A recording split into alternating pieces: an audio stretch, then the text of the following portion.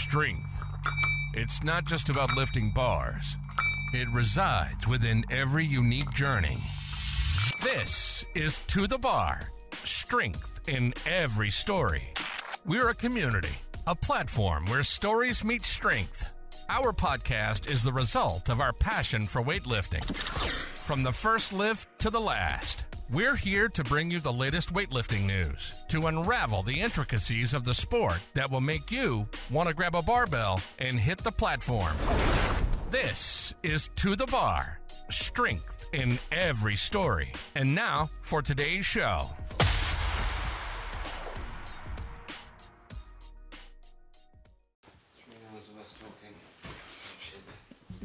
You're not allowed to talk shit. Right then. Welcome to the bar. Thank you very much. Okay. Welcome to the bar. Thank you very much. New location. Yeah. Take two. Undisclosed location. Undisclosed. Take two. So we've got a lot of things to get through this time.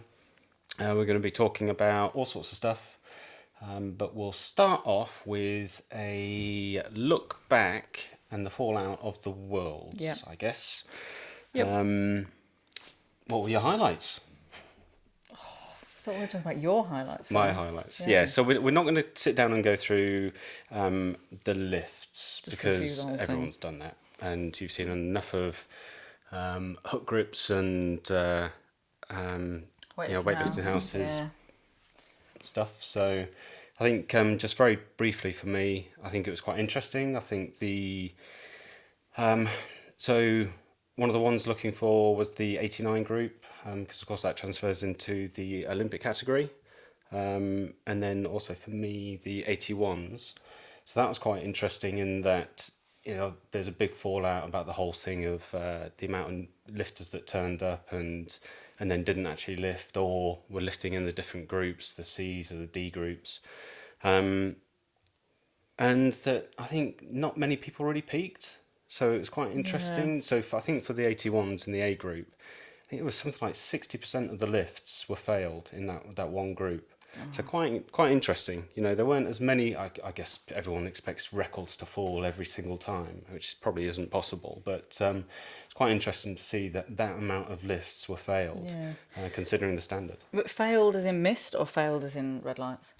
Both. Yeah, a bit of both. So plenty of our old favourites of missing forwards, failing forwards, which is always lose it backwards. Yeah. So, taught me well. Exactly.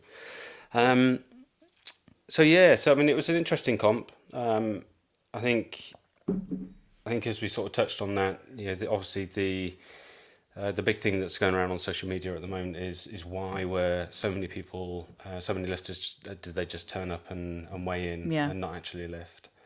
I mean, it's a difficult one, isn't it? Because obviously to qualify for the Olympics, the IWF have mandated that the lifters have to take part in, I can't remember off the top of my head now, I think 6 or 5 out of 7. Okay. It's 5 out of 7 competitions across the year up until April. So it is difficult for them to peak or to take part in every one of those. I mean, it wouldn't be viable, really, would it? If you think about the training cycle, for them to peak for every comp.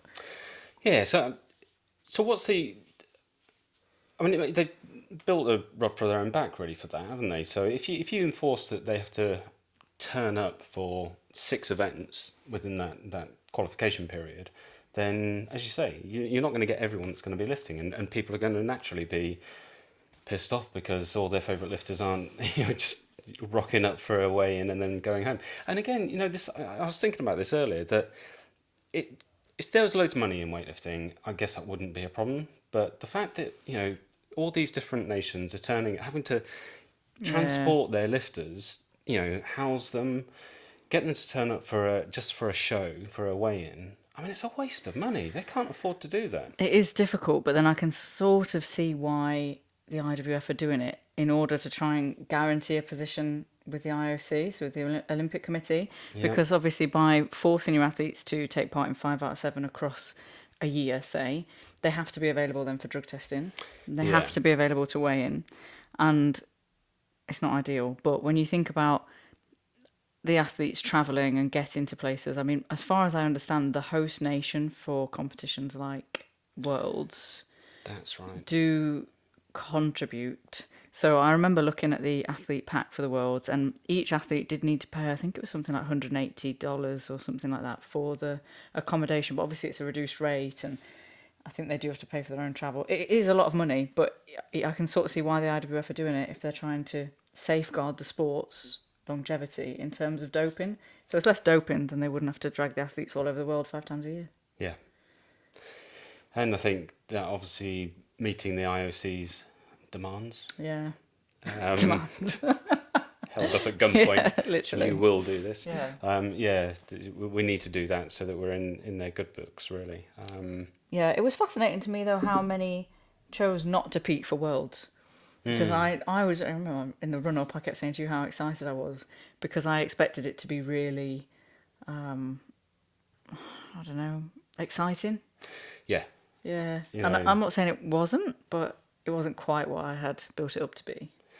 yeah, it was a weird one, really, wasn't it? Because the excitement came from the results overall, from all the groups, as in the categories, Yeah. rather than it being waiting for just the A group. Yeah, Normally yeah. you would typically just see the medalists coming through on the A groups, Yeah. occasionally from the B, but not really that often from the C or the D group. So it's quite weird that you had to, wait for had to all spread, the groups yeah. to sort of complete, really. Yeah, it's interesting. Yeah. I mean, there's quite a lot of athletes as well that withdrew for injury. I mean, you think about Emily Campbell and Toma, she didn't compete because she was injured. That's right, isn't it? Yeah, Carlos is still probably Yeah, coming yeah. back as well. A couple of the Chinese lifters. Yeah. Can't remember the guy's name. Oh, the guy who snatched with the straps. Yes. Yeah. Just turned up in the weigh-in room, the warm-up warm-up. room. Yeah, he should have just rocked up with his own blocks and just done his own tricks. But then, didn't. I think he's still struggling with squatting, isn't he? So he was. Yeah. I think he just did his snatching and then just buggered off. But from memory, I think he was in the C group and snatched with straps and would have got the gold. Would have Got got the the gold. gold, yeah. Yeah, that was Fascinating. nice to be able to do that. Yeah. But no, interesting comp. And, one of the things that has also come out from that is that they're looking at how the comps are run. It was a long competition. It went on for ages, and especially with all the different groups. So many groups. Great footage from Seb and Weightlifting House team. Again, it really is great, especially with the commentary. But just from that, you can appreciate how many hours that they put in for that, and they obviously can't commentate on all of the groups, Yeah. and so there was quite a lot of dead groups in the sense that when you go back and look at some of the footage that they've got, that they're just there. There's no commentator on it No. now. I mean, it is different. I mean, E groups. That's a lot of groups for a category. Yeah. It's no wonder it went on for 2 weeks. Yeah, well, so I got a stat, because we all love a good stat. So we had 719 entered, and only 680 competed. And which by is quite competed, are interesting. we meaning they took to the platform or? Yes. Yeah. So that's not including the dropouts, as in turning up and just weighing in. So interesting numbers. But yeah, one of the big things to come out from that was looking at the structure of the competitions, not just at the Worlds. I think this will automatically knock on to the Europeans, and the Pan Ams and everything. But reducing the amount of groups, and I think that would be much better. Oh, I yeah, think. for sure. And as we already mentioned about the turning up just for the weigh-ins, because it's a compulsory group, compulsory comp, that and fitting them into the right groups, so people entering in with their so-called entry totals, even though they're just Tactical. tactical people were winning from different groups, it might actually force them to enter the more realistic entry total. Yeah. How would you do that though? Make the entry total higher, or if you're thinking about trying to reduce the groups? Yeah, I mean, I guess so, because that's what we've got for for us when we enter our sort of regional or national comps. We've got entry totals, and they're continually raising the Being bar increased, for that. yeah. I sort of felt that it might be an idea that they combine the last 3 comps and do an average. Yeah, I mean, I suppose it depends on what comp they're using as qualifiers, right? Because you could still be tactical. Because if it just has to be a national comp that is then a qualifier, it could just be, you know, if we talk about our structure in British weightlifting, you could just go to 3 tier 3 comps and do the bare minimum, Yeah. and then take an average of that, and it's still tactical in where you would end up. But Yeah, it's difficult, isn't it? That's the point of sport. Yeah, if you're lifting mid-cycle or something like Yeah. that, mid-cycle, mid-block, They probably are lifting mid-cycle. which we'll come on to later. Speaking of, though, I did see a lot of comments online saying that was why the Worlds was so, I don't want to say boring, but not as exciting this year because of the increased doping control. So we're getting more reflective or Yeah. realistic totals. Yeah, because people are having to be a little bit more cautious about where they are and what they're doing. But anyway, like you say, we'll talk about that in a bit. Yeah. Yeah, interesting. So that was, obviously there's a fair few other things that came out. One of which was recently we saw Kate Vibert posting on Instagram about her experience in the weigh-in room. Yeah, it was such a shame. Yeah. So for those of you who aren't aware, I probably would imagine a lot of you are, because it's sort of been headline news not only with from her post, but USA Weightlifting have condemned the incident and asked for a swift action. But give a bit of background. So the new rule came in just before the British Championships, didn't it? Yeah, it did, yeah. When was that? July? It was July. Yeah, it must have been July. Yeah, So July. Start of July. And the new rule being that instead of, and thank God, lifters having to come in and weigh in the pants, that they come in and weigh in with a singlet. And you get a 250 gram, not kilo, got to remember that, 250 gram allowance. So Yes, yeah. the read between the lines type thing rule for that is that if you can turn up in a singlet that weighs, 100 grams, Yeah. you get you get the benefit, and that's what they're doing. So fair play to them. And then you can of course weigh in or compete in your competition singlet, singlet. yeah. But for her, it didn't go that well. No, not as far as I can understand it. And I mean, just to sort of make it relatable, I did the weigh-in for a couple of the women's sessions for the British Championships, and obviously that's the first time we'd enforced the rule of weighing in the singlet, and it made the weigh-in process so much quicker and so much easier. So the women turned up, they were already in a singlet, they sort of came in, kicked their shoes off, jumped on the scales, gave me their openers, signed the sheet, showed me their ID. It was over and done with. There's none of that sort of awkward undressing, redressing, trying to avert your eyes, but still watch the scale. It was much easier. Yeah. I think it's much better for the athletes. And actually, before we go on to Kate's experience, I think it's important to note that the reason, or as far as I understand it, the reason that they brought in this rule was actually because of something that happened at the Europeans in a similar vein to what happened to Kate, in that the women were showing up to weigh in their underwear, and a particular athlete turned up to weigh in their underwear and didn't wear a bra, and the TOs refused to weigh her in, and another athlete had to lend her a sports bra in order to weigh in. And the argument there was, well, men are allowed to weigh in just pants, so why aren't the women? And I understand that that's a whole different debate, but the thing is, the rule came around because of somebody shaming somebody's body, and then now Kate's experience seems quite similarly in line with that, in that she's weighed in a smaller singlet that, as far as I understand it, didn't have any legs or anything like that. And the rule is not very specific, is it? It doesn't say what the singlet has to look like. It doesn't say if it has to have legs, if it has to be a particular thickness or a length or whatever. So she's turned up in this singlet. Yeah. She's turned up in this singlet that her other teammates have previously weighed in wearing, not the exact same singlet, but, the same singlet. Other people have weighed in wearing it, no problem. She's turned up and the TOs have obviously spoken about her and her body in the singlet in a different language that she couldn't understand, made her feel uncomfortable to the point of she was in tears. They've asked her to remove the singlet in front of them, which the whole point of weighing in the singlet is to maintain dignity for the lifter. And then I think sort of forced her to change singlets and weigh in, and that was her experience in the weigh-in room. That's shocking, isn't it? Yeah. It really is bad.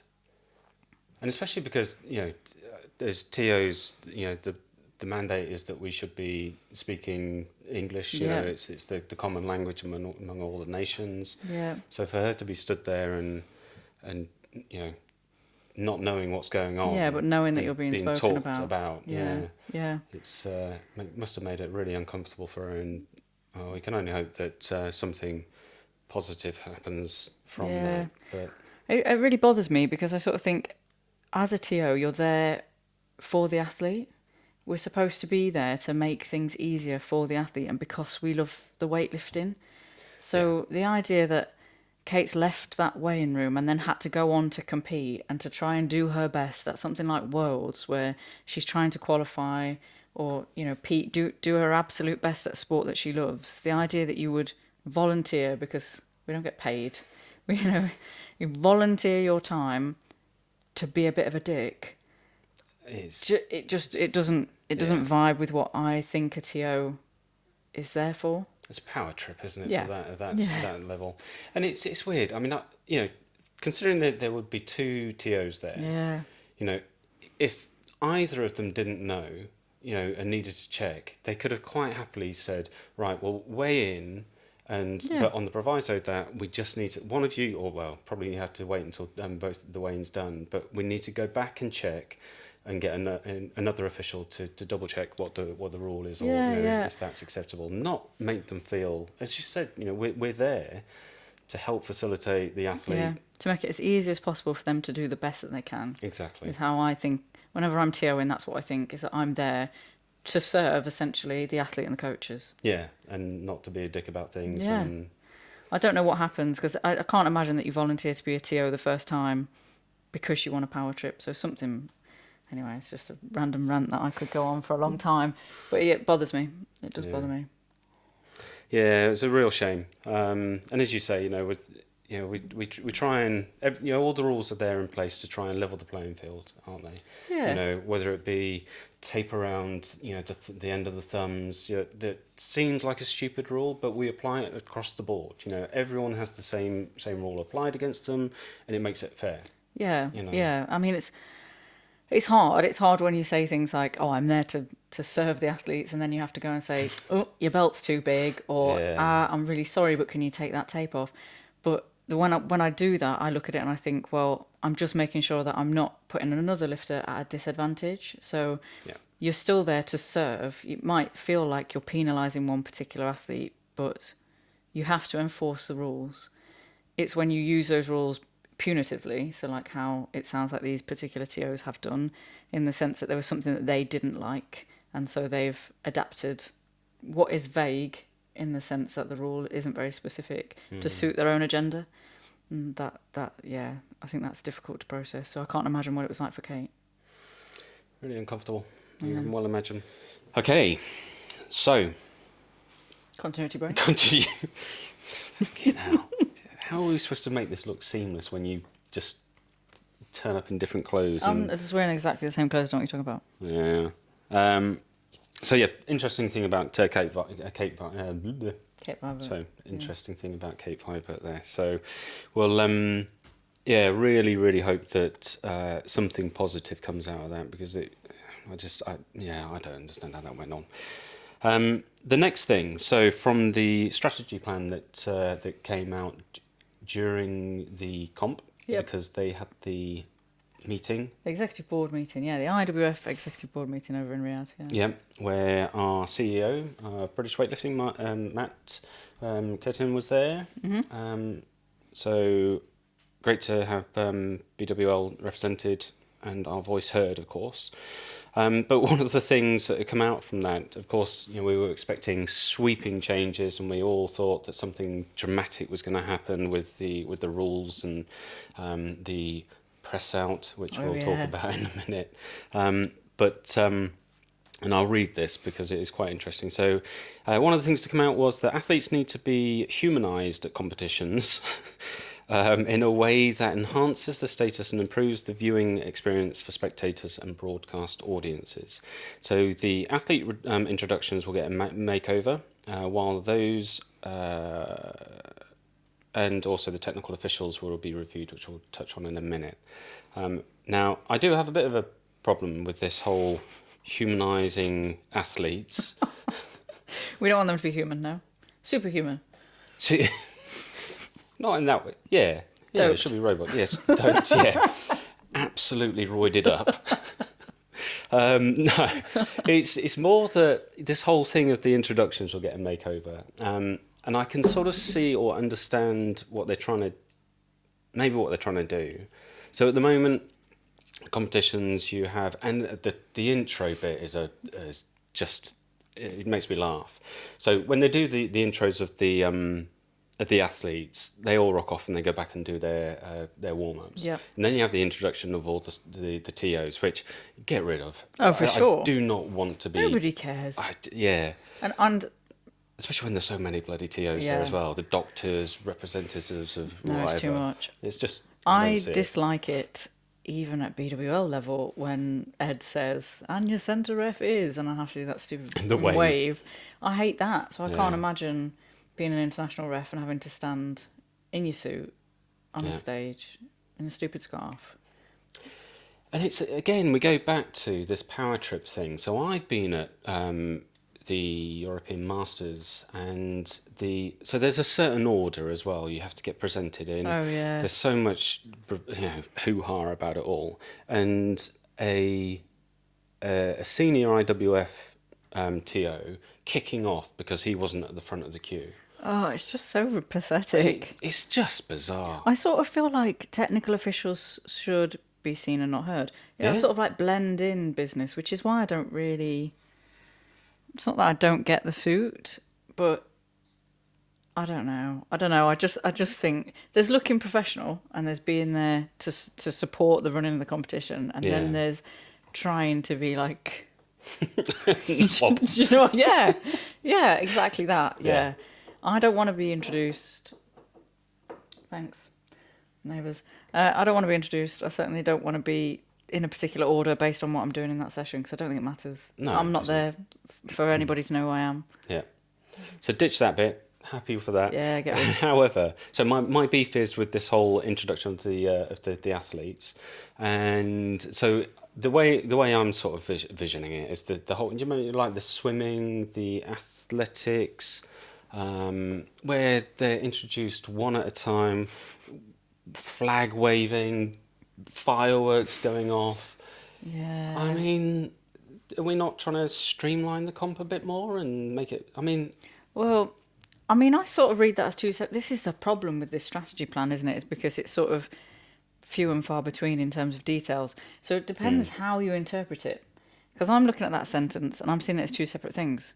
So athletes will be humanised in competitions in a way that enhances their status and improves the viewing experience. So I'm reading that as...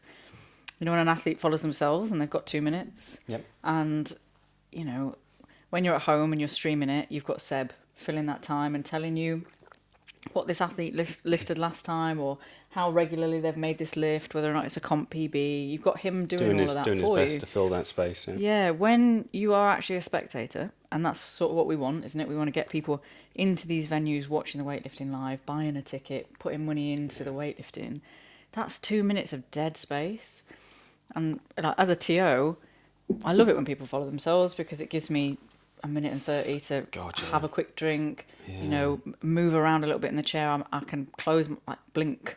You know, it gives you a minute, particularly if you're in the ref's chair. If you're in the marshal's chair, not so much. It's a busy 2 minutes, but at least you can reach for a bottle and not worry about it too much. So I'm sort of seeing that as, we got 2 minutes, and do you know when they put up sort of like in the tennis, when they tell you how fast the ball's gone, or when they put up about the athlete up on the screen, like at the British when we had the big screen. And I know they didn't show information about the athlete, but they replayed the lifts and they showed you the lifts from the different angles because they had the media guys connected to the screens. I thought that was great. That was awesome. That was a really great way of demonstrating what weightlifting could be like. Yeah. So I sort of read it like that, and like the athlete introductions were separate to this humanising, because I agree, if you bring each one out and introduce them and their PBs and their life history, I'm not interested. Yeah. Well, I am interested, but not right in that moment in time. No, it would be a bit of a waste, wouldn't it? You getting licked by She's licking my leg, yeah, because I'm ignoring her. Oh, bless her. Yeah, okay, so that makes a bit more sense. And I think the sort of the technical or the gadgety geek in me, I think they're maybe missing out. Maybe they're just, as you say, it's quite vague. But I would love to be able to see a bit more use of technology within lifting. I had a couple of years back now. There was a guy who came in and was doing a thesis on force production in weightlifting or in sport, and he obviously chose weightlifting, and he came in with force plates where he made us do static jumps and all sorts of stuff, and it was great. It's fantastic to sort of get that data. He sent it all back to me, and really interesting. Did bugger all with it. Obviously I favoured the right side because I'm right-handed, and I knew that I could do lots of different exercises to try and counterbalance it, but didn't. Obviously. However, but for these pros and for other people, it's those 1%, and where they can get that information. But if you can get that on the big screen, as you said, like when we were at the British, how fast the bar's moving, or that would be pretty impressive. And didn't you do something with you timed lashes? What was it? Yeah, so I remember this was ages ago when you and I were looking at oscillation, I think, and you'd sent me the reel of Lasher, because I had said about the bar whip, and if there's I can't remember what I'd said, but something about if you put enough weight on the bar, it's always going to whip, and you sort of disproved my statement by sending me the video of Lasher and the bar being completely still. And then I got completely distracted and stopped looking at the oscillation because I couldn't believe how quickly the bar went from the floor to the front rack position. And so we broke the reel down, I timed it, and it was something like 0.6 seconds, or I can't remember exactly, but it was so fast. Yeah. For the size of him and for the weight on the bar, it was incredible. 250 odd kilos or whatever. It was mad. So that would be fascinating. Yeah. Absolutely. I can imagine sitting in the audience watching the weightlifting and taking in that sort of information on the board. Yeah, that would definitely add another layer to it, wouldn't it? And there are plenty of people doing, lots of work out there at the moment, aren't they, with force production or speed, speed off the floor and stuff. I think it's Will Fleming, and I might be wrong, but I'm pretty sure it's Will Fleming that does quite a lot of velocity-based training work. So he is the coach for One Key. I think he coaches Mary Lappen, and I think his coaching is 1 kilo. 1 kilo coaching, I think. Anyway, but yes, I think he does a lot with velocity-based training. So it's becoming more common, isn't it? So it might be nice for us to use that in the weightlifting competitions as well. Yeah, I know. My coach, or old coach, when I get back to lifting at some point. But Mike Causer, he does a lot of stuff like that as well. Loves numbers, and again, that's the sort of the geek in me, that when you start seeing that sort of information on the screen, that would be pretty interesting. For sure. So there will be better use of graphics, more use of images and other athlete information on the scoreboard. So again, what we just touched on, really, I think. We can come on to the money part in a minute. Money. But and again, it's sort of touching on the athlete story. Again, sort of re-emphasising the fact that we're there for the athlete. We're there to celebrate, these amazing athletes that lift incredible weights over their head. Yeah. Rather than focusing on, TO introductions or the bigger event or whatever it is. In terms of the athlete story, I think that is interesting if you're looking at sort of like the athlete background. So when you think about, like Matty Rogers coming from gymnastics, CrossFit, that sort of, and then Natalia Proshepa. Yep. So when you think when she did Piece of the Platform for us, I didn't realise how, I say late came to weightlifting at 30, but late she came to weightlifting because she did martial arts and crossed over into weightlifting. What was she, 18, 19? I think so, yeah. Yeah, and ended up at the Olympics. Like, that's incredible. Yeah. That sort of information Super I would impressive. find fascinating. Seeing how an athlete got to that point would be great. Yeah. Athlete background in the sense of was born here, went to school there, less interesting. Yeah, so BWL are doing a big thing at Drive at the moment where they're, what's the sort of scholarshipy thing where they're The athlete transfer? yeah, talent transfer. Talent transfer. Yeah, Which I is a love great that. idea. Yeah. Yeah, absolutely fantastic. And obviously, going in and poaching I feel athletes like from- Chris Murray came from a talent transfer as well. Maybe I'm imagining that. But I feel like he did. Don't know. Anyway, yeah. Impressive whatever he was doing beforehand. But yeah, and it always amazes me how quite a lot of gymnastics or gymnasts come through from the female side. Impressive. Mobility.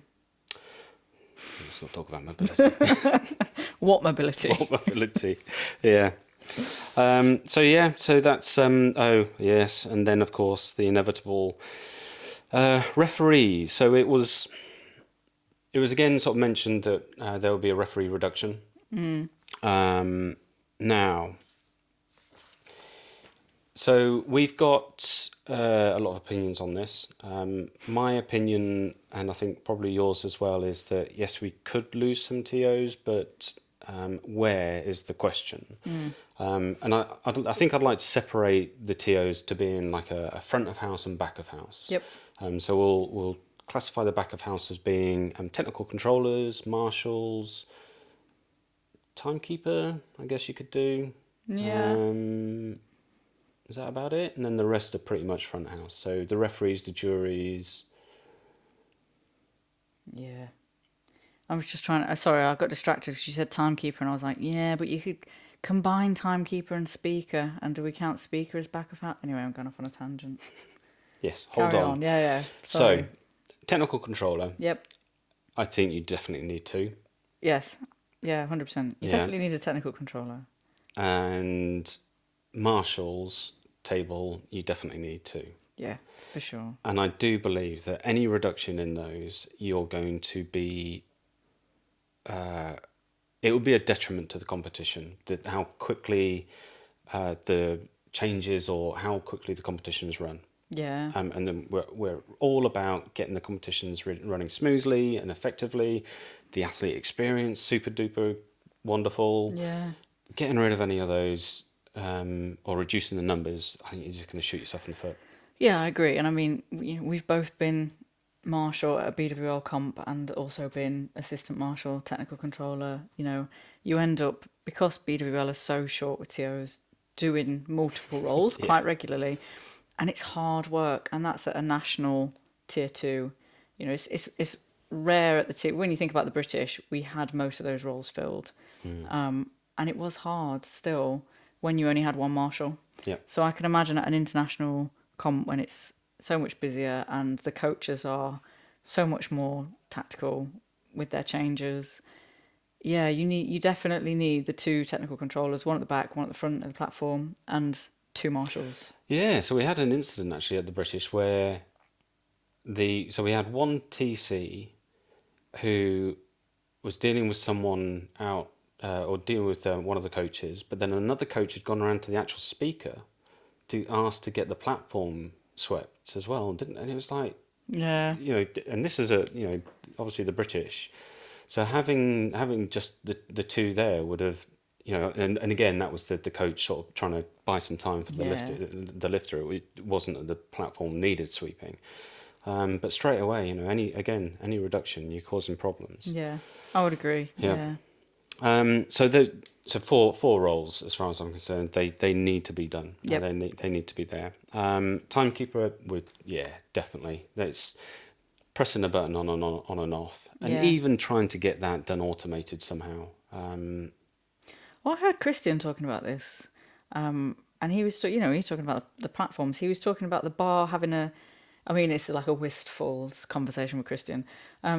talking about the bar having a sensor in it so that it knew when it was lifted off of the ground. And That would be great. it would be great, but then I was sort of thinking, well, what about, because obviously you can put the bar back down if it doesn't reach your knees. How would the bar know if it met your knees? Yeah, because everyone's got a different knees are height. different. Yeah. But anyway, again, digress. Yeah. But it's not something you could do right now. You couldn't automate the timekeeper role, but it's one of those interesting ones where you sort of think maybe there would be a way in future. Maybe not. But you can certainly combine timekeeper and speaker, I think. Yeah, or even centre judge, maybe. No, I've done ref and timekeeper recently, and it's hard work. Okay. There's too much to focus on. But by the time an athlete is walking to the platform as a ref, I want to be looking for infringements. I don't want to be looking for infringements. That's the complete opposite of what I'm looking for, because I'm hoping that they don't do anything wrong. But I want to be focused on the lift. I don't want to be thinking, right, stop the clock, right now I need to ref. So it's way too my brain couldn't cope with, it had to, but it didn't like it. Yeah, that's fair enough. Simple human. Yeah, because centre ref, you're looking straight away, checking the bar's loaded, no blood on the bar. It's a lot. Checking the athlete as they come out to make sure they adhere to all the rules in case something that the TC is missed. Yeah. You know. And also then you've got to try and get the attention of the speaker. Yeah. Because obviously quite often for BWL, the speaker is doing two platforms. So trying to note that the loaders are off of the platform and that this person's ready to be announced. I can't start the clock until... And if I'm over here and, your speaker's over there, just get the speaker to do it. Yeah, that's true. So... Yeah, good point.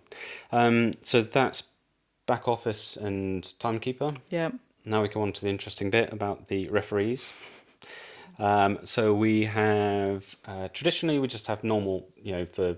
I guess the majority of people that go to comps at local, tier 3 comps will have your 3 refs. Yeah.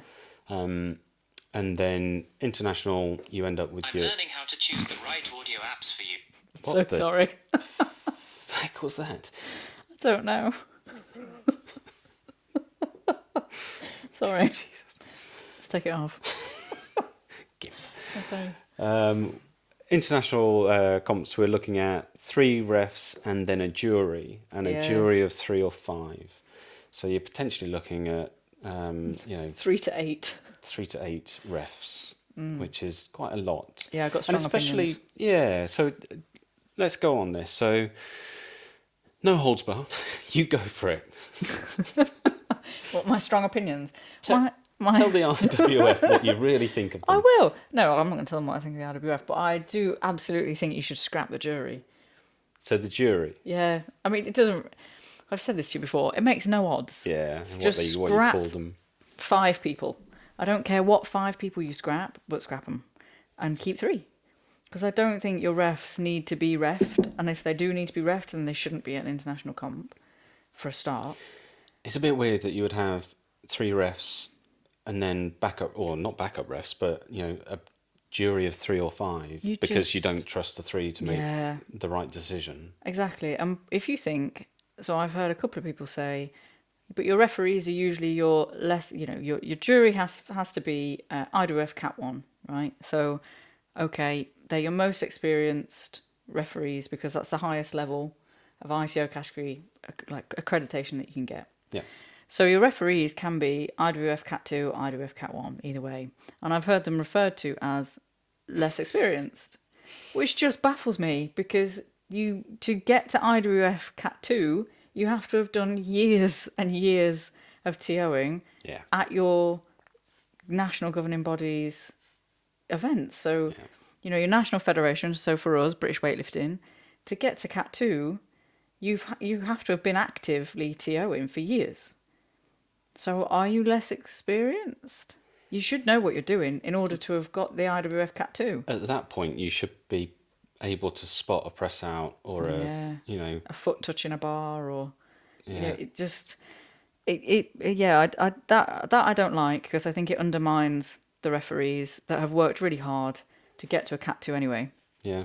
So for me, scrap something somewhere so that you just have 3 people because I think it is important to have each position covered, centre, left and right, because you do see different things. And I don't think until you've sat in those seats that you realise how different the angles are and what you can and can't see in terms of a lifter's positioning, or whether or not a bar, an elbow touches a knee or anything like that. Is very subjective based on where you're sitting. Well, not subjective, but where you're sitting. Well, yeah, so things like knees bent. Yeah, That's probably a good one. Yeah, and that's actually an interesting one, because we refed at a competition just recently at Brunel. Yep. And I was a centre ref, and I gave a lifter a white, and my two side refs gave red. And when I asked what they'd seen that I hadn't, the lifter's knees were bent. Now, straight on, they looked straight to me. He looked like he was, his knees were fully extended. But I can understand when you sit to the side, actually, you can see a bend much clearer than you can straight on.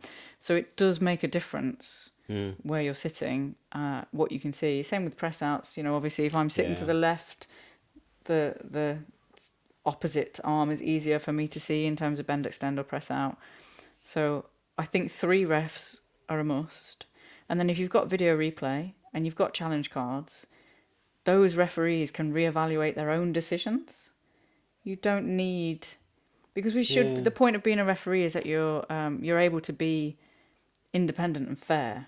So, if a challenge card came to me and I rewatched the video replay and was like, shit, I gave that a red, and actually his elbow didn't touch his knee. It just looked like it touched his knee from where I was sitting.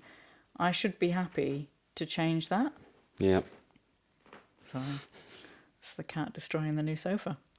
So yeah, I don't think that you need 5 other people to tell me whether or not I got my judgment wrong. I should be able to reevaluate my own judgment based on the additional information of the replay and the challenge card. Yeah, agreed. Yeah. So this whole big, let's reduce the number of staff. We're just losing the jury. I think so. Although I'm not... And the timekeeper. Maybe I'm going off on a tangent here, but I'm not entirely sure where the notion to reduce... why is that a focus? When did that become something... Of all the things that we need to change,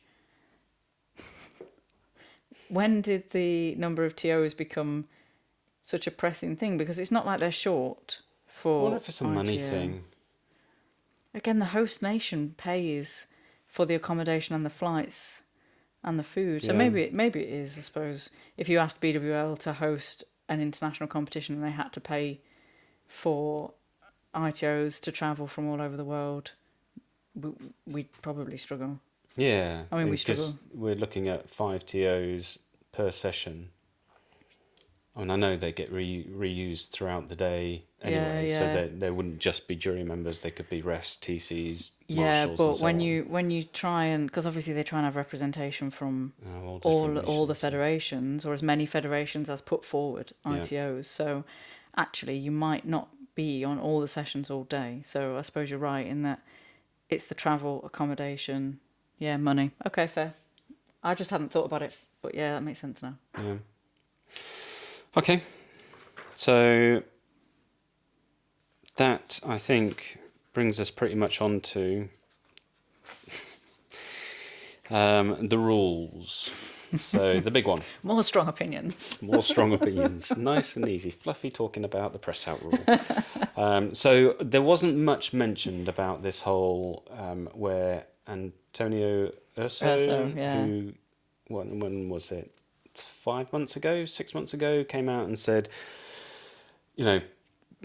shocked the world of weightlifting by just saying, if I had it my way, I would ditch the press out rule, and that, what did he say? Something along the lines of that it's used to encompass a lot of things, or it was used too frequently as an infringement thing, as a blame, basically. Yeah.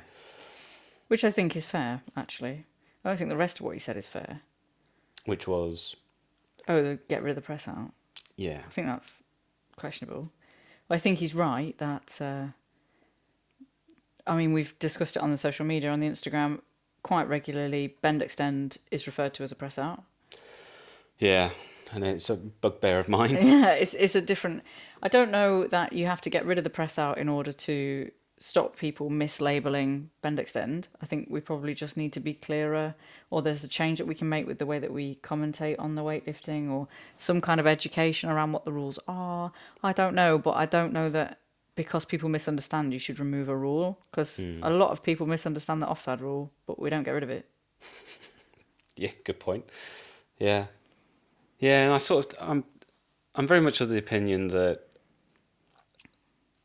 you know, you shouldn't be dumbing. And again, you know, if you look at the amount of times that people get done for press outs in the comp, it's a small minority. You know, we're not talking 80-90% of the lifts. And if there was that amount of percentage, then you'd be looking at the rules and saying, we need to ditch this because this isn't, you know, it's impacting the sport. But when it's, I don't know, let's say 10 lifts out of, you know, what, 70 odd lifts, not even 10, you know, when you get them, when you actually look at them in a you know, one of the world champs that we just had. Yeah. It's a small majority. Yeah, agreed. And I think for us at national level, for me as a TO, there's sort of two different levels of press outs. There's the athletes that come out and they press out even on their opener, and you sort of know that they just, it's sad, but they just need to work on they're obviously stronger with their clean and they need to work on their jerks. Yeah. And then there's the athletes that come out and they have really snappy jerks, and then on their third they press it out because it's just that little bit too heavy, and the clean maybe took it out of them a little bit too much, or you know, and you know that they have the ability to go straight to lock because they've done it in their previous 2 attempts. So I think removing it sort of goes against the spirit of the sport, because then, you know, if you press out, then you need to go back to the gym and just work on your jerk. And that's coming from somebody that presses out. I press out a lot. My jerk is the weak. Well, actually, all of my lifting is weak, but my enough of the face. You're responsible for my programming, so yeah, I think this is your fault that I can't jerk.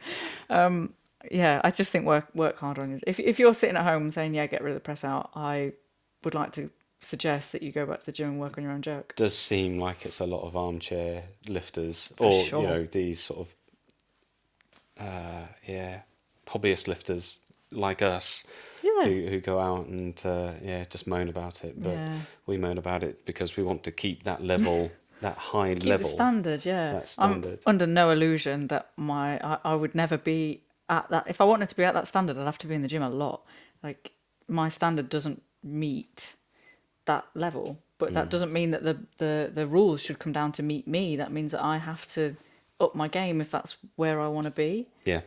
Totally.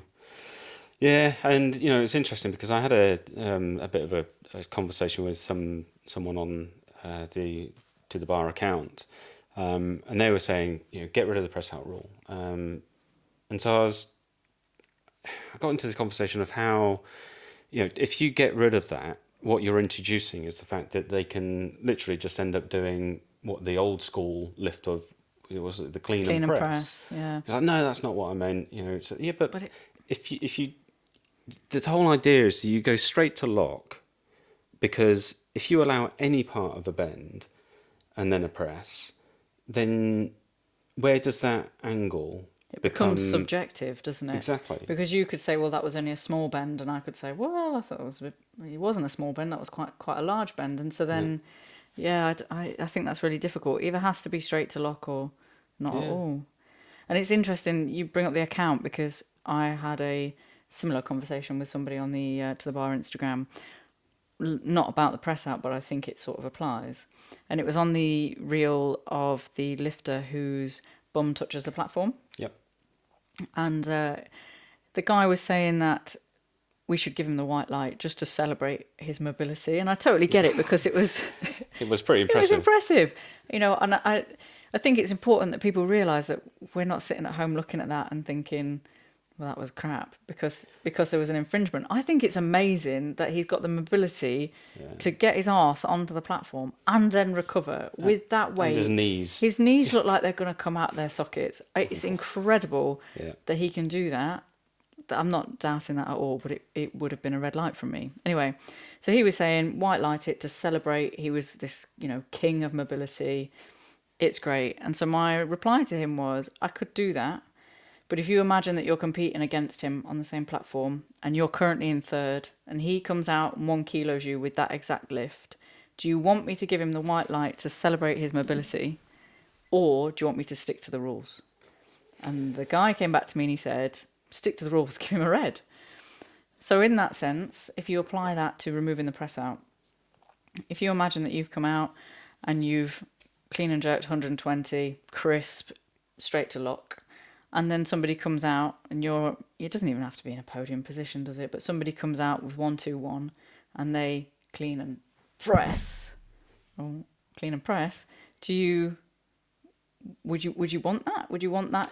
No, you definitely wouldn't. No. And again, it goes back to us applying the rules across the board. So it's everyone's governed by the same rules. Everything's equal. We try and make it a level playing field as possible. Yeah. And even personally, I sort of think if I went out and my clean and jerk looked crap, I wouldn't want... Well, I've seen it. And Enough. I listen to all the hobbyist lifters out there. It's poker face, and you all know it. You've got to, because sometimes we might miss it as refs and TOs. And so, when your coach tells you to do the poker face, and to I just couldn't do it. You're referring to my my third lift at the Southern. Lift as a exaggeration. Shut up. Mate, it went over my head. I just pressed it. Pressed. Yeah. I was shaking my head before that was even done. I knew I'd pressed it. Yeah. I wouldn't want it though. I wouldn't have wanted it. It was me screaming in the background. Yeah. I wouldn't have wanted it. No. No, you do it properly or don't do it at all. Yeah. That's just me. Bit of a dick like that. No, well, it's that whole thing, isn't it? You've earned your place. And I've been given lifts where, when I've looked back and seen it, a very shaky press or but something. you've also had a red for a shoulder wobble that should not have been a red, if you ask me. Yeah. Well, anyway, it evens itself out, doesn't it? Yeah, it does. Yeah. I think we've got that covered. We'll move on. We could go on for ages. I could rant about it for ages. Yeah.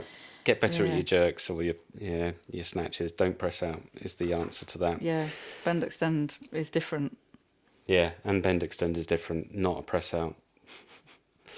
The other thing to come out, which is quite interesting, because it was a while back when they started looking at the rules and how they could make lifting or weightlifting a bit more commercially viable, get the money generated in, looking at CrossFit to see how we could use them as a bit of a an idea to how we could try and jazz up the competitions and things. We learn, and it sort of worried me in that they might have taken their eye off of the Olympics a bit, because we got such a bad standing with the IOC with all the doping, and we'll get into the doping. We keep on promising we'll get into it. We will do.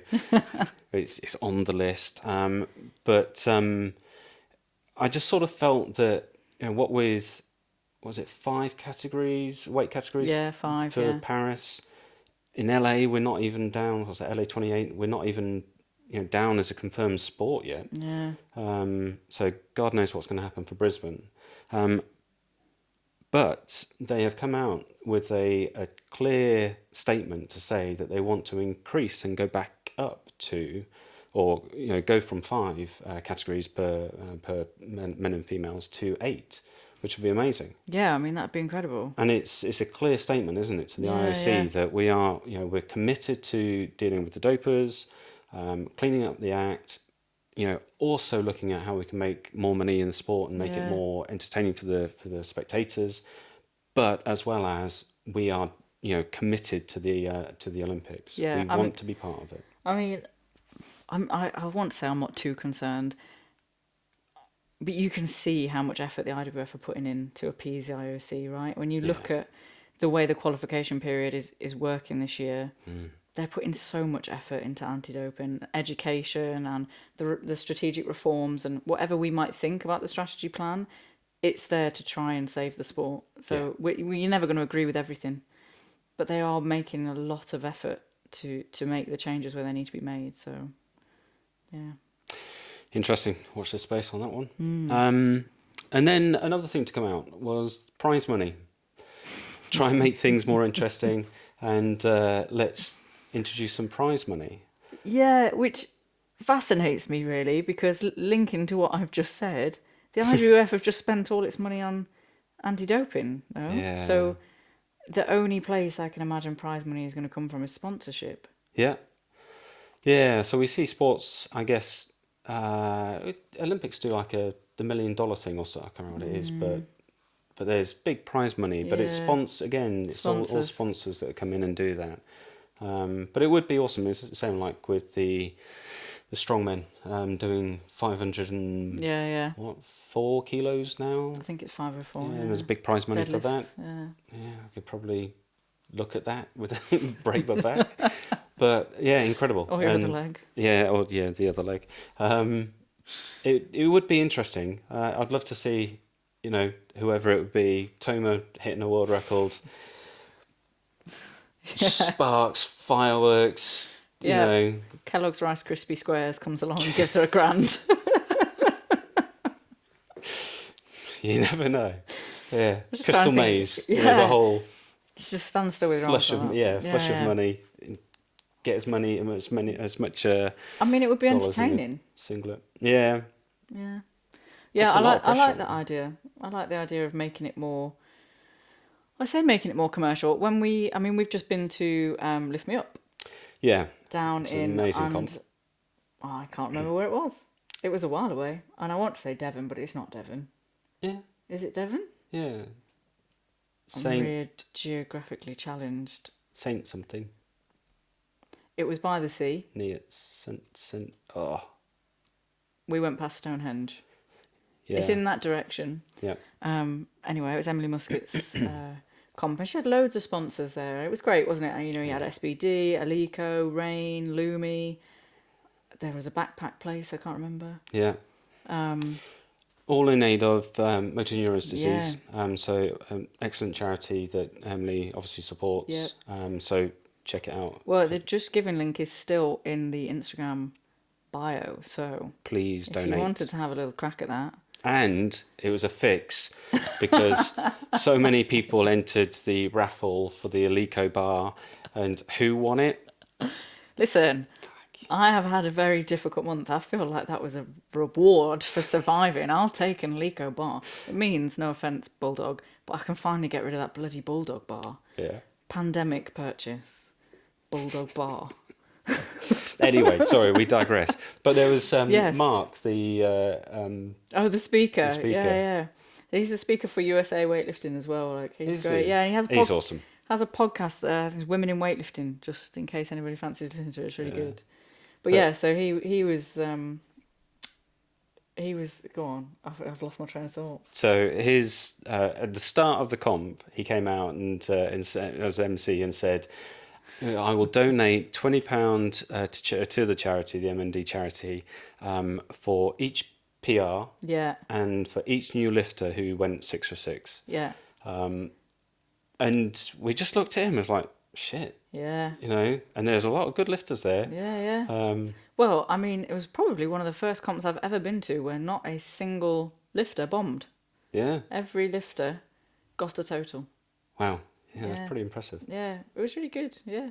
But when you think about sort of Lift Me Up and bringing it back to the sponsorship money, Emily had arranged for the 3 podium people for each group to get prizes, didn't she? So you had like the Lumi ice bath, and all the sponsors had donated an item or some money or a voucher. Yep. And it did. I mean, it made it feel more commercial, but it made it feel like a competition, like. And this is a tier 3. This isn't, Yeah. So A charity tier 3. Yeah. at that level, and so Yeah. And I mean, pushing that forward to a international comp, there's no reason why there couldn't be a car on a prize or Exactly. And when you think about, so we're going to TO at WIT, I don't know, at some point this month. a couple of I think weekends time. in a couple of weekends' time. And we did their summer because this is autumn open, right? So Yes. summer. Well, anyway, we did the last open, and that's really commercial in the sense that Aaron's smiling because it's too loud for him. They don't need a loud DJ in the back. I I mean, think- playing that You do make me laugh obnoxious with that. money music. Music, you do make me laugh with A that. bit more soothing. So one of the well, I think that's one of the big differences with that comp though, is that it's more commercial. Is that Yeah. and it's not. I think for that one with Wit is that it sells out in minutes. It does, doesn't it? Yeah, it's really really popular, and every athlete gets an athlete pack. And if I think about, I don't know what they're doing this time, but summer, everybody got an Alico drawstring bag, and Alico straps, and something from Virus socks Yeah. maybe, and stickers and pens, and what are those drinks? Tenzing. Oh yeah. Tenzing drinks, Yeah. and you know the Better than that Nocco shit. Sorry. Nocco are never going to sponsor us now. That Nocco's awesome. Yeah, I drink Nocco every day. Actually, no, I'm with Greg Everett. Diet Coke. Diet Coke, Diet Coke. there's Diet Coke in the fridge for you. But yes, so it does make a difference, I think, to the athlete experience, but also to the feel of the comp. It just feels. Yeah, and they go through a lot. It's not, all the lifters out there know, when you go through your blocks of training, you peak either in the training at your local gym, but every now and then you get to compete and show your stuff on the platform. And so to be able to do that and get a bit of a slap on the back with a goodie bag Yeah, and makes it... I know you're going to hate it, but I don't know if it might be the music or something about the Wits comp that just feels different in the sense that it feels quicker. Not in a bad way either, but in a... I don't know, it felt like an event. Does that make sense? Yeah. It doesn't feel like you're sitting around at any point, and I don't know if that's just because there's an atmosphere, because there's music, and then when there isn't music, they're talking about the sponsors, or there's it just feels different. I think there's definitely a way of trying to capitalise on that. I don't know how you would do that for British weightlifting because they don't have sponsors in that way. Yeah. But There's always people. I mean, that's a stupid thing to say, but there's always people there. But from the start through to the end, whereas you always see a slow turn up, at comps. It's always in the middle, and then at the end of the day, or certainly at the end of the weekend or the competition, there's little people there. But I like that about WIT though, because they don't charge for spectators either, which I think makes a huge biggie, isn't difference. it? And it's in the gym, it's a small space. Yeah. They utilise the space well, but it's small. So when you have people in there, it feels like you've got people in there. Yeah. Quick one, you mentioned this, and we sort of talked about this. So when we had the British in Manchester in July, it wasn't, I can't remember who, one of the coaches, because we were talking about the amount of people in the audience and what a great setup it was and all this sort of stuff. It wasn't until one of the coaches said, because I was saying, good turnout. He said, yeah, but he said, you got to wonder how much money they actually generate through ticket sales. I said, well, there's quite a few people here. And he said, yeah, but you've got to think that, so each lifter will have, it gets given 3 passes. So you'll have a couple for coaches, 3, at least 2. So the majority of the people that turned up were eventually just either lifting, family or coaches. Yeah. And I do wonder whether it's that ticket price that puts people off. If you want to try and draw people in, it should be get anyone in. Yeah. Open door. I think that's probably, if BWL had asked for feedback on the British, that's probably the only bit of feedback I'd have given them, because it was great. There was very little about that comp that I thought needed to change, apart from the fact that the venue was central Manchester. Pretty much, yeah. Yep. I mean, I'm not very good with geography, but it was a pretty good venue. So if there was more advertising and no ticket prices, and I know they need to make money because, their funding isn't great compared to other sports, I feel like there must be a better way for us to make money off of spectators than charging for the tickets to spectate, because actually, so when I think about the English Championship that's going to be in the Birmingham XL in December, I'm really excited about that because it's in FitFest, which is sort of like we've got the Indoor British Rowing Championships, we're going to have the English Weightlifting Championships, and then they've got some kind of CrossFit crap going on as well. So anyway, to me then, you're more likely to get people that are actually there for the other stuff to just come and have a little gander at the weightlifting, and then they might look at it and do what I did a couple of years ago and go, ooh, that's pretty cool, and get dragged in like so many of us do. And we're sort of missing that opportunity to pull people in by not, nobody who's never watched weightlifting before is going to pay 15 quid for a ticket to watch the weightlifting. Yeah, what's the incentive? Yeah, but if you said, come on in, the weightlifting's free, but, buy a pint, or I don't know. So there's got to be something that we could do there. Yeah. In that sense. Yeah. Very true. He's sitting in exactly the same position for continuity. Shut up. Tell me to shut up. So we've just been talking about prize money. Prize money, yeah. Yep. And before we go on, there was something else I wanted to sort of quickly touch on. We're talking about the whole strategic plan and how things are changing, how we're hoping to introduce new funky things to try and get the sport more... Change it up. Yeah. And so the EWF Cup Olympia in 2023, which is in Athens, I believe. Yep, and EWF being the European Weightlifting Federation, yeah. Yeah. Now, so this is really interesting because obviously we've got some of the British out there at the moment. Yeah. Aaron's out there. Yeah. I've seen. Dave Sawyer's out there coaching, isn't he? Yeah. Lovely guy. Yeah, he's great. Yeah, great.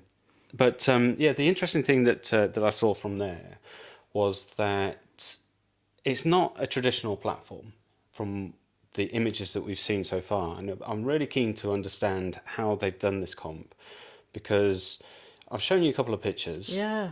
And what we can work out is that there's three platforms essentially, but pretty much next to each other. So there's one in the middle. Yep. And then two either side. Further back, almost like a triangle, yeah? Yeah. Kind of. Yeah. Yeah. And then what we can work out is only one judge or ref per station. Yeah. And whether they're all doing, there's three that they all ref each lift, or they just actually concentrate on their own platform. I'm not too sure. I mean, the angles were a bit weird if they're reffing, if all three are reffing all three platforms. Do you see what I mean? Because it's like a triangle, this one here, your centre ref, your left ref would be in the centre ref position for that one, and then this one over here, what are they judging? Like the back of his ankle? That seems odd to me. So I can only imagine that it's one ref per platform. It must be. And I mean, it looks, from the reel, the photos that we've seen, it looks great in the sense of it's outdoors. It looks kind of like what I would expect at a fair. Do you know when we saw BWL doing that bloody EMOM, the clean EMOM at, what was that at?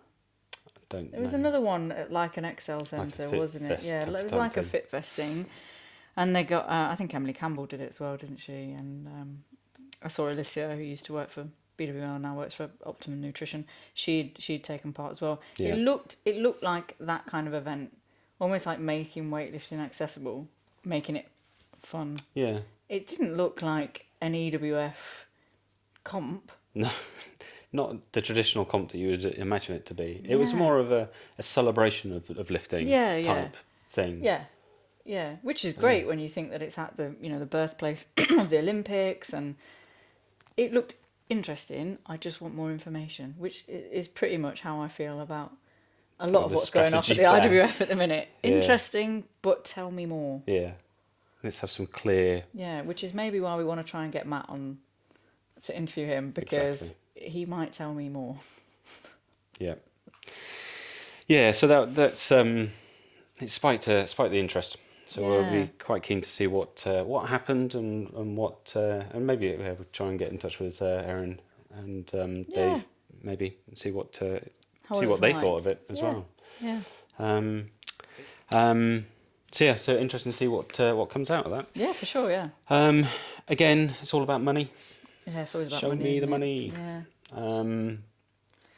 Yeah, unfortunately, it is all about the money, and at the minute, the IWF is spending all their money on anti-doping. The big anti-doping thing. Yeah. So shall we Yeah. delve into it? Yeah. Go on then. Go on then. I mean, you handily wrote the article for the website, for our To The Bar website, on SARMS. Yep. To go with the article around the Georgian lifter and the impact of him potentially being sanctioned for SARMS on the Olympics and whether or not we would see Lasher there.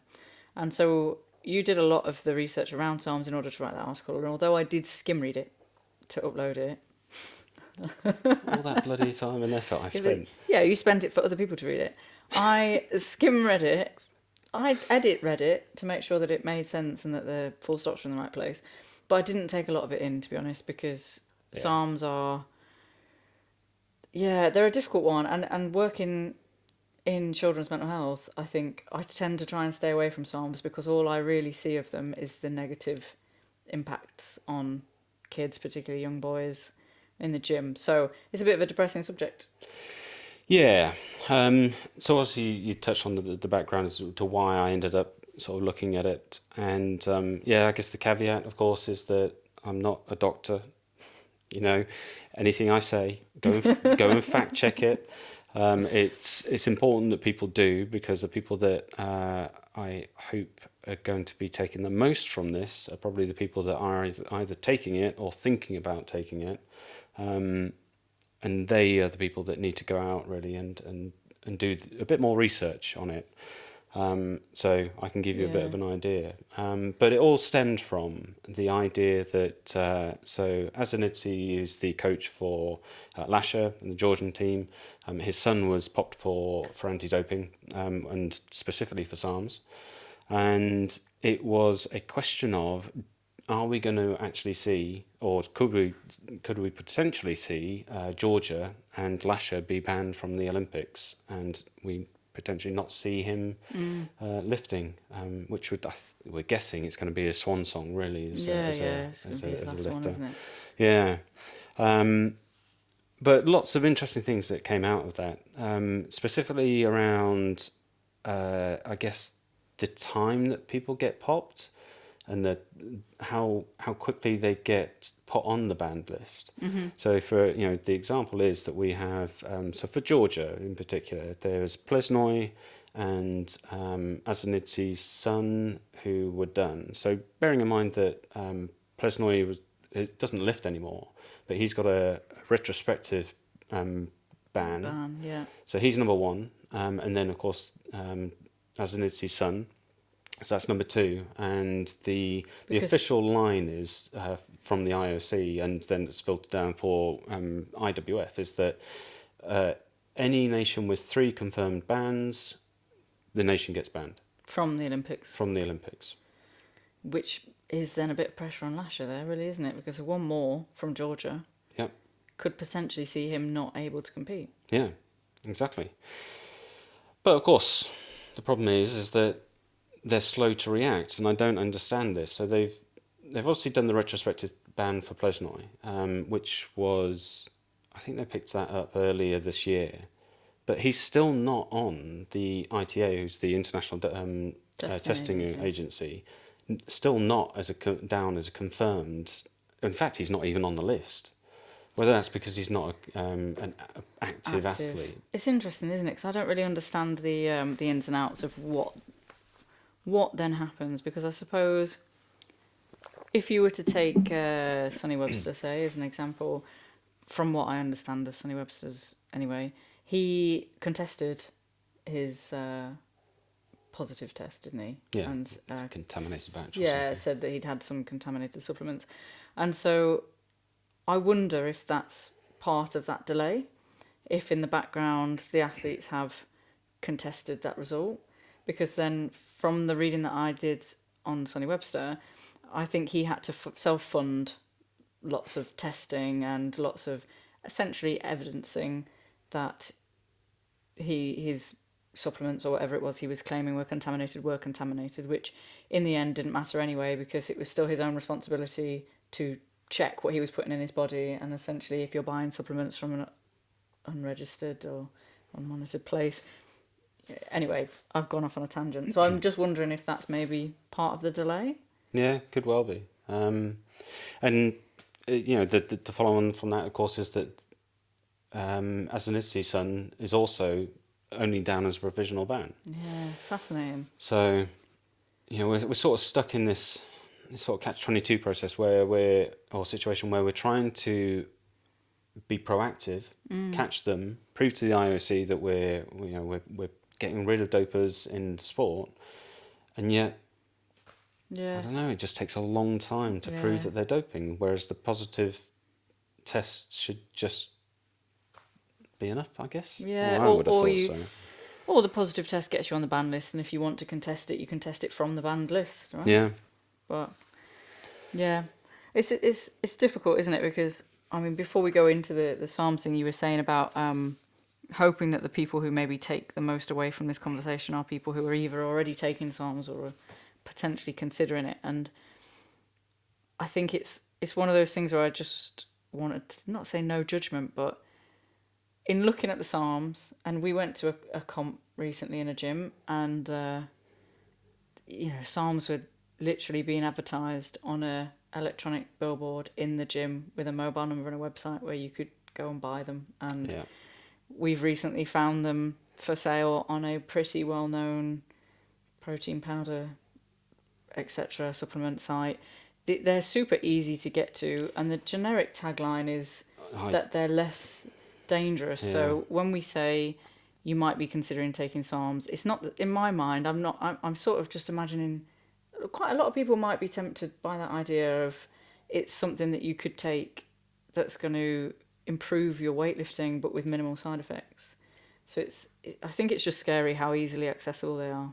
Yeah, and it's a bit of an eye-opener because the official line is that so it's not been approved. These aren't drugs that have been passed by the FDA and are actually in medical science at the moment being used in hospitals.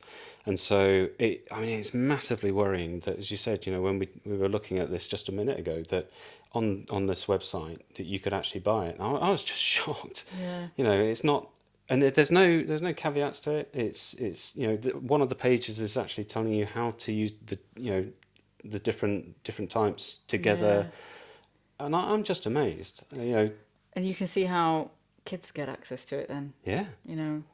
These sort of 15, 16-year-old kids in the gym, it's really not that difficult for them to get hold of. Yeah. And, for people out there, that are considering it or using it, it's banned. This is on the banned list. And the stats here, or the information here are, so since 2003, so SARMS has not been mentioned once on the banned list as a drug for people being popped. And then since the last lift of the Tokyo Olympics, which was August 21, 37 adverse findings of athletes have been found, and of that 37, 13 were for SARMS. Wow. Yeah. So they are pretty popular then. Yeah, definitely. And they're only going to get more popular and more out there. And now that testing's involved. Yeah. We're going to see more people being popped for it. I sort of lost my train of thought there. You're going to ask me what SARMS are. Okay, yeah, we'll do. Yeah. You don't have to. No, well, I was trying. What I wanted to ask was why are we only just seeing them now? But you'd sort of the reason I stumbled is because you'd already answered it. So I was going to ask, and then I was like, but that's a fucking stupid question because he's just answered it, and then I lost my train of thought. So, I will just start again. So yeah, I mean it's pretty interesting that I mean that's a big percentage of 37 really. Yep. And I suppose I don't know that I really understand what a SARM is, to be honest, or why you might take them. But like I say, the only thing that I really know of SARMs is that they're supposedly safer than steroids. No.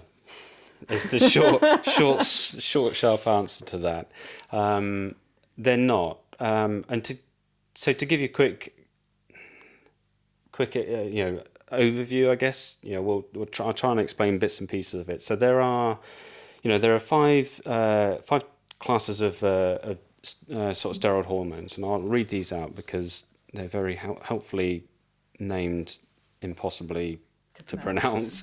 So there's progesterone, estrogens, glucocorticoids, mineralocorticoids, and androgens. And so androgens are the one we're more focused on because that's the testosterone. That includes testosterone. And so SARMS. When I was first exposed to steroids, I guess, would have been watching the Olympics way back when Ben Johnson did his 100 meters in 3 seconds. Something stupid. And everyone was like, there's something dodgy about that. Yeah. And then pretty swiftly, 2 days later, he was, had his medal taken off him. Yeah. And so that was my exposure to it, and thinking, well, right, okay, well, it's obviously dodgy. You shouldn't take it, otherwise you get banned. Yeah. And so never really thought anything of it again. Then slowly, as rugby, get into the gym, got interested in, when I saw people like Arnold Schwarzenegger, like Ronnie Coleman. Yeah. What was it? That lightweight baby. Just how the hell did they get that big so quickly? And it's like, surely just a couple of bicep curls. Just a dumbbell. Popeye.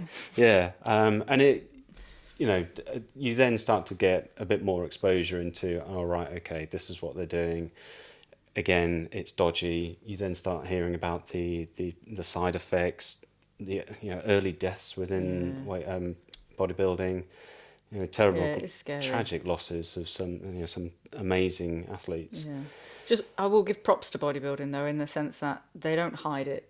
At least they are very open about the fact that they do take, it's dodgy, but at least it's done quite openly. Yeah, and if you get a chance to watch the Arnold Schwarzenegger 3-part documentary on Netflix. Yeah, Netflix. Yeah. His first part being his bodybuilding sort of career, history, and very early on he's talking on camera quite candidly about it, and says everyone's doing it. Yeah. I just think it's a much better way of doing it so that kids don't think that's achievable. Just going into the gym, like I don't think they are endorsing it. I think just being honest that you get that physique through drugs is much better than pretending that you're natural when you're not. Yeah. So slight tangent, but so that was where I started to get the exposure to it and understanding that it is in sport, and it, as much as I'd like to bury my head in the sand and think that no one else is out there doing it, unfortunately people are always looking for just that extra to beat and to get onto that podium, which is a real shame. But SARMS isn't a new thing. So obviously testosterone, we sort of touched on with the anabolic steroids, testosterone, and how the athletes have started to, or used to take those, and they use them in cycles. One of the reasons why it's so popular and why they use testosterone is because if you think back to biology days and kids, when a boy goes through his puberty, testosterone levels are flying high, bone growth, density, fat distribution, your muscle mass, the body's growing, and naturally the body produces enough testosterone to help that growth spurt. And if you think about it like a cake, you've got the ingredients for the body to produce a healthy body as it goes through its puberty and develop through life. Now, what science went around and did, of course, was to where there was deficiencies. So you have things like testosterone replacement therapy. Yeah. So where your body isn't producing enough, then this is where the testosterone replacement therapy came in, and you would actually supplement, that loss or that. That makes sense. Yeah. But of course, the athletes started to pick up on that, thinking, well, if they can supplement that, then I can also increase. But just like a cake, the more you put in, if you start doubling up on parts of the recipe, you're going to have adverse effects at the other end. Outcome. Okay. And so the side effects within testosterone, anabolic steroids, you have things like liver damage, heart disease. You think of what it's doing. So as we said, that testosterone it does a whole host of other things, and so doubling up on your natural body's production of that does the same thing. So it's not just going to increase your muscle mass. No. Yeah. Okay. No. That makes sense. Yeah, and that's why you end up seeing all these adverse effects. So what's the difference then between steroids and SARMs?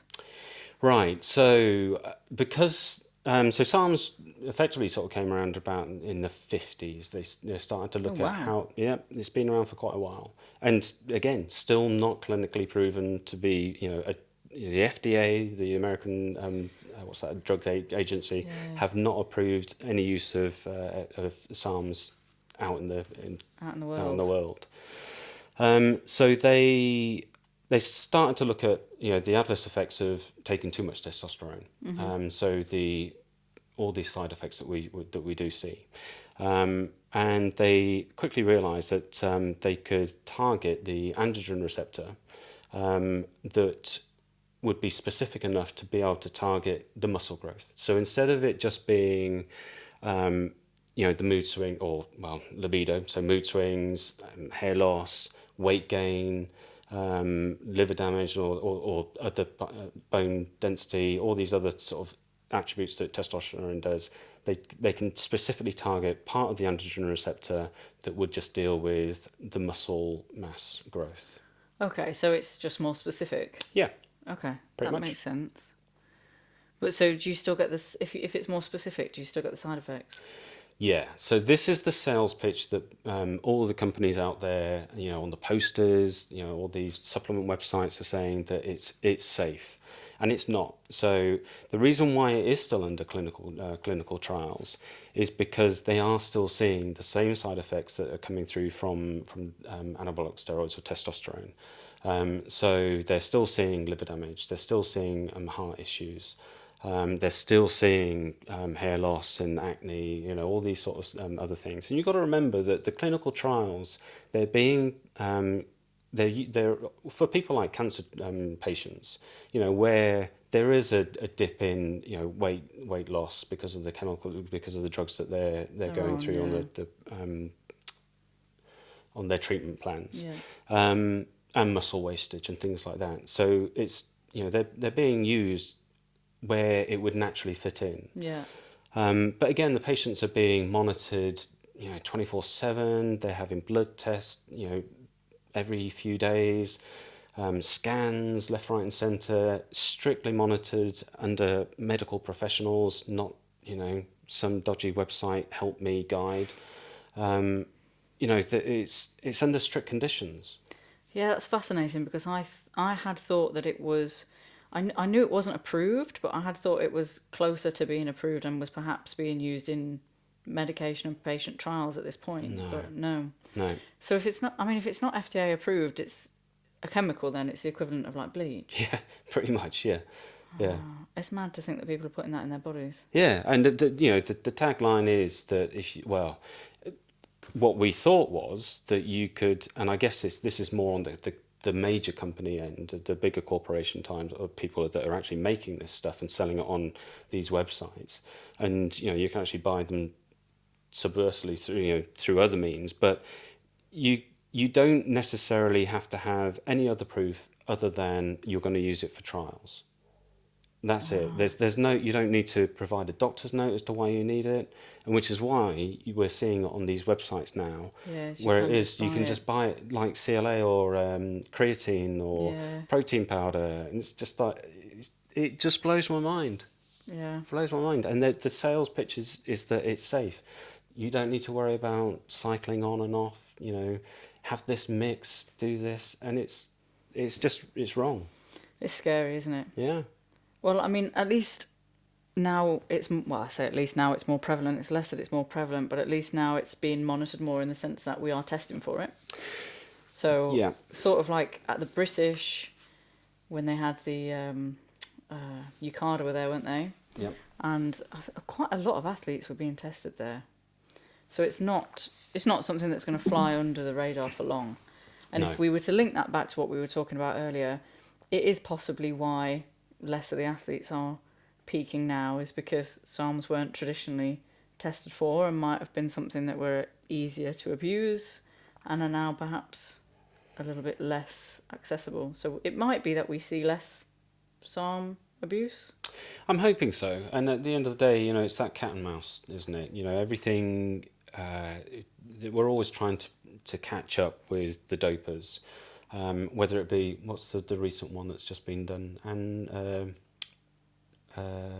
it's on the ban list now. Tramadol. Tramadol. Yeah. I mean, I don't know why that's how people are using that as a... I don't know well, I'm going to presume it's like many other things in the fact that it's just AIDS recovery, because it's a painkiller, isn't it? Yeah. But, I mean, it's a prescription. Anyway, we'll get into that. Yeah. Yeah, I understand why it's on the ban list, but... Yeah. And it is, as I said, it's just that cat and mouse game, isn't it? Yeah. And yeah. how we can hopefully get rid of those cheaters in the sport. Yeah, I just, it's incredible, and hopefully that the more people that get tested, it puts people off having to worry about it. Yeah. But I'll be interested again. We've reached out to UKADA, our UK Anti-Doping Association, and they've given us a lot of feedback and some really good information. I'd love to sit down with them. They've said that we can get back to them. But I'd love to be able to sit down with them and ask them things like, how long does it stay in your system? Because one of the things that the IWF and all the other federations have to cope with is the cost of these tests. Yeah. There's just very quickly, there's three types of tests. So we've got blood, urine, and dry blood. Yeah. And for BWL, it's urine and blood samples. And we're keen to understand how.